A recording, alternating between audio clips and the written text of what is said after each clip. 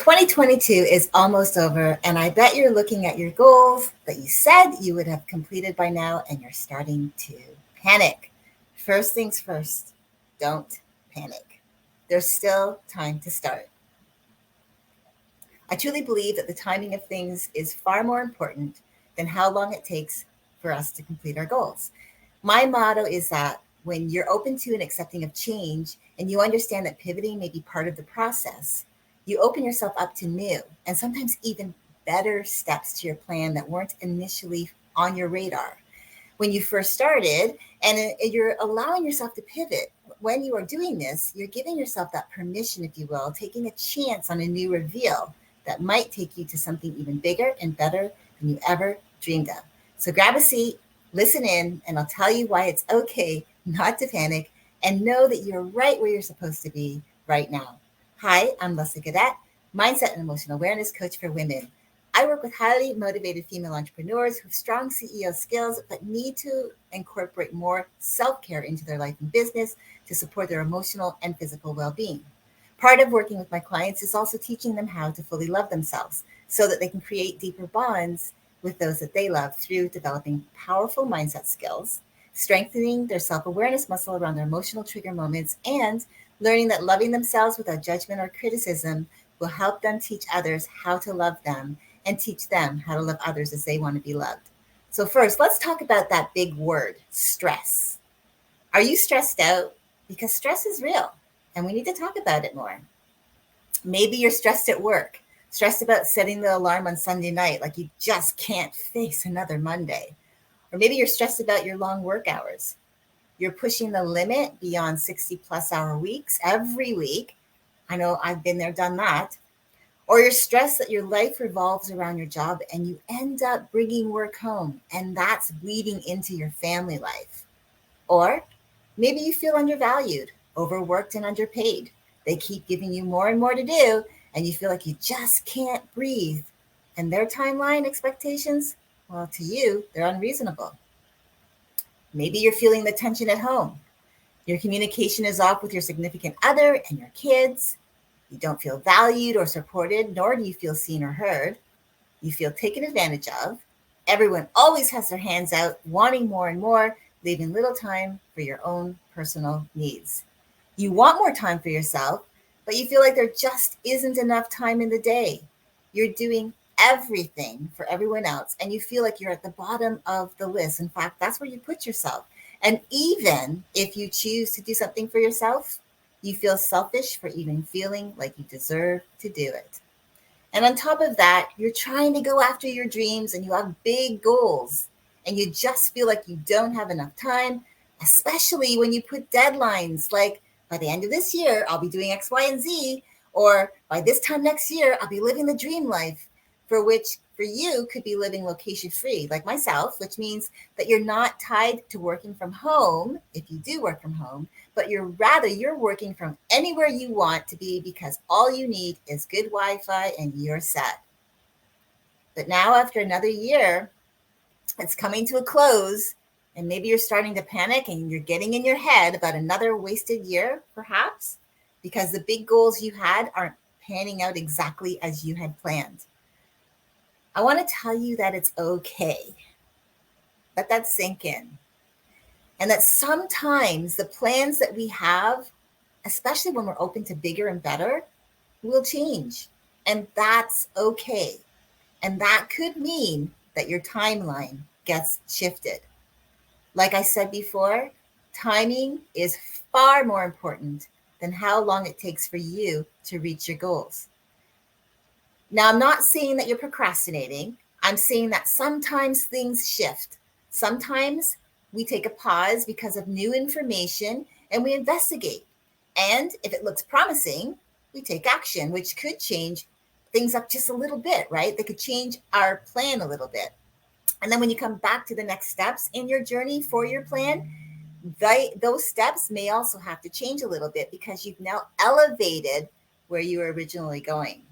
And now your next steps, well, they need to be tweaked to match that. And that's okay. And that means taking some time to really think about it, to really go back and look at where you're at. And again, if you haven't achieved that goal by now, maybe that's because you pivoted. Maybe that's because something big revealed itself to you. And now you're like back to the drawing board and you're like, okay, I did steps 1 and 2. Step 3 made me pivot. Now I'm back at 4 and 5 and beyond. And well, they're either out of order or they don't really match up. And that's okay. I can say that when I first started as a coach back in 2018, I wasn't really clear on how to coach the vision that I had for my clients, if that makes sense. I was a little bit all over the map. I started coaching about mental clutter, and that also included physical clutter. And I found it to be way too much, too broad, and not dialed in enough for the women that I wanted to serve. So what did I do? Well, I allowed myself to be open to new ideas, new opportunities, and new connections, which helped me pivot onto the path that would ultimately lead me to the coach that I am today.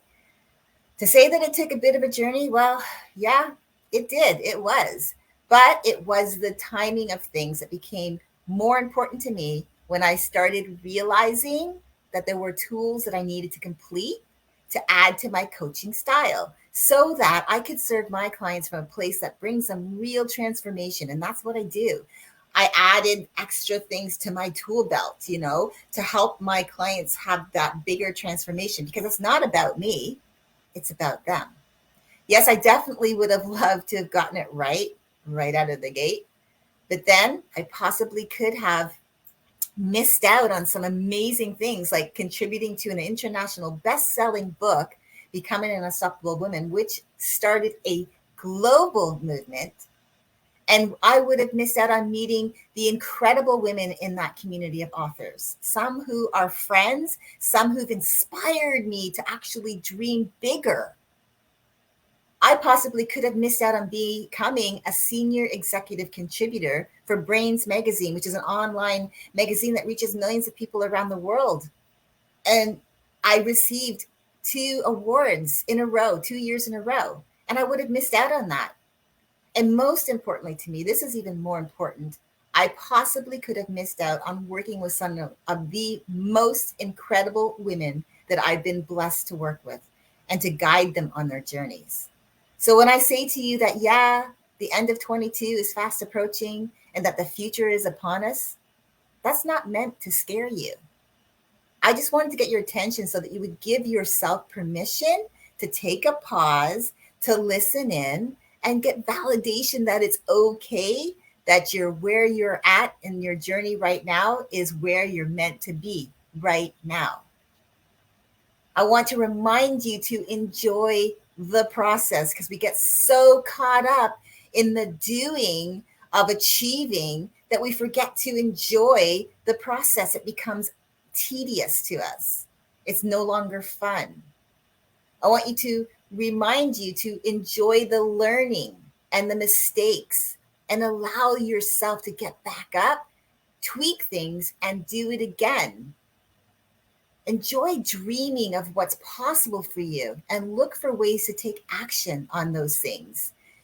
Successful people, they know that, they don't just jump in all hands, like they're not just not thinking and they just jump in without knowing a little bit about what they're doing. But they also know that when they do take action, it's because they've done a little bit of investigative work. And if there's a possibility of success, then they'll go all in. Now, maybe right now you're feeling like you just aren't good enough, or you're not enough, or you're not capable enough. And you feel like even if you try to do more, to be more, that you will just fail anyway, or that someone will find fault with your efforts. Allowing what I call your inner villain, which is your negative self-talk, to take charge, take over, and the flow will go something like this. I told you that you're not good enough. I told you that you would fail. I told you that it was stupid trying to do that, whatever that thing was that you put yourself out there to do. I told you that people were going to laugh at you or judge you or criticize you, and that they would be right about you. I told you, right? I'm sure you've had this narrative in your head. I know I have. What does all of this do to you but stress you out to the limit, stretching you until you feel like you're going to snap? You are not alone. It's normal, okay? It's normal to feel scared when you're stretching your limits and you're going after big goals. But it's so easy to just let your negative self-talk tell you your worth and take charge of your story, and thereby enhancing your stress levels to the umpteenth degree and keeping you stuck in your emotions. And worse, keeping you from dreaming big and going after your big goals. Here's the thing about stress. It goes hand in hand with our triggers, and our triggers are moments in time where our thoughts and emotions gave meaning to our experiences, which we then filed away in our emotional memories vault. Most of our responses come from past experiences, and our past experiences have meanings already embedded in our subconscious mind, which is where we typically respond from. So even if you think on the conscious level that you're in control, if you are emotionally triggered by something and you're not self-aware of how to manage your emotions because you're not really self-aware around that piece, you will find yourself responding without thinking. And once you've cooled off, you'll find yourself reflecting on your response. And most times, well, if we're stressed, we're not so kind, right? In those moments. And so, of course, you'll have to go back and fix those moments, right? In other words, someone got caught in the crosshairs, and you're going to have to go back and fix that relationship. And that adds stress to your life. And you don't like yourself very much. No matter what your stresses are in your life today, most, if not all, began long ago. They usually are based on our life experiences, how we handled conflict or anything in life, and what meaning we gave to our experiences, what emotions we assigned, so that when life happens, meaning you get triggered by an event, you have that emotional toolbox that you pull from. Remember, those are memories, emotional memories, and you use those to protect you or guide you. And you're not really facing the current issue, but you're putting the past onto the present. Remember, back then you were a child. You didn't really have life experience, so you had nothing to pull on to say yes or no. Does this work? Is this good for me? Is this not good for me? No. As a child, up until a certain age, you are a sponge and you're taking everything in, but you're not filtering anything out, and you're learning right there. You're learning how to cope. Now, according to the HuffPost, in an article I read a while ago, stress is considered a factor in 5 out of the 6 leading causes of death: heart disease, cancer, stroke, lower respiratory disease, and accidents even. An estimated 75% to 90% of all doctor visits are for stress-related issues. So wrap your head around that.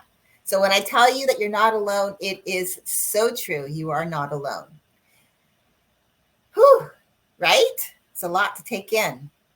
If you want to deal with your stresses in life and manage how you show up when you're emotionally triggered, then you have to be able to hone in on how you manage your emotional pieces, right? When you're triggered, and understanding that it means going back in time and figuring out where those emotions, where those things came from, why you are wired the way you are. Our brains are wired a certain way, right?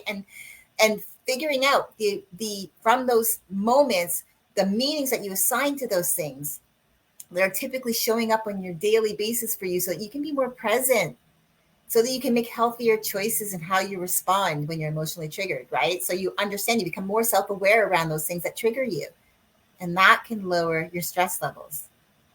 But I also want to continue to remind you that, again, don't panic, because you are right where you are meant to be right now.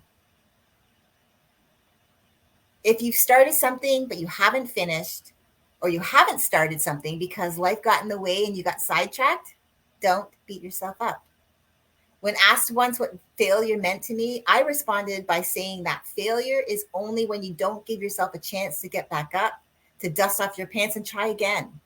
It's when you give up on you, right? Because you're not failing anyone else. The only person that you're failing is yourself. So yes, the year is coming to an end, and you may do an annual accounting of all that you've accomplished or didn't accomplish. And you may have not finished yet or completed things yet, or you got sidetracked and you didn't start, and or you pivoted and things became bigger and better and your timeline got moved out. No matter where you find yourself, remind yourself yet again that you are right where you're meant to be right now, and that timing is far more important than how long it takes for you to achieve your goals. Just know that you have it in it to do it. You took the first step, and you dreamed about something more, about creating a different life for yourself or achieving an amazing goal. And you're on this journey now, and that's huge. That's amazing because you're giving yourself a chance.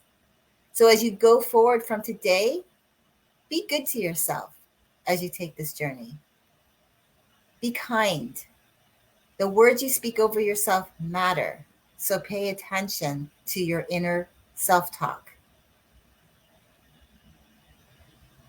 Remember to navigate your days with an attitude of gratitude, because with the right attitude, it will put you in the right mindset for when life throws her curveballs or puts up those roadblocks. You'll be in a better frame of mind to manage those emotional trigger moments. Keep yourself on track. It's okay, like I said. Just because the year is almost ending doesn't mean that's the end of your goal.